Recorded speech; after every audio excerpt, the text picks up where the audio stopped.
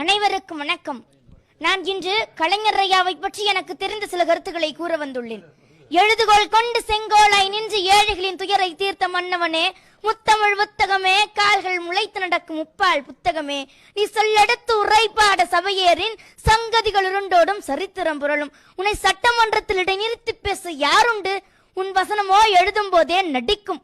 உதவைக்கு கைம்பெண், ஊனமுற்றவர்களுக்கு மாற்றுத்திறனாளி, மூன்றாம் பாலித்தவர்களுக்கு திருநங்கை என பெயரிட்ட தாயுமானவனே, திருவள்ளுவருக்கு சிலை வைத்த குன்றாத குரல் ஓவியமே, வாருங்கள் எல்லோரும் போருக்கு புறப்படுவோம், வந்திருக்கும் இந்திப்பையை விரட்டி அடித்துறோம் என இவருடைய வசனங்கள் எல்லாம் உறக்கத்திலும் முழக்கமாக எதிரொலித்தது.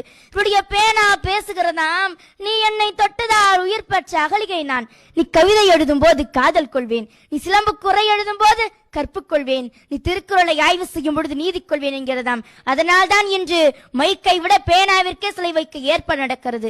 பள்ளியில் படிக்க தடை, மேலாடை உடுத்த தடை, காலணி அடிய தடை, சாலையில நடக்க தடை, தடையதை உடை, இதுவே கலைஞரின் கொள்கை படை. நன்றி, வணக்கம்.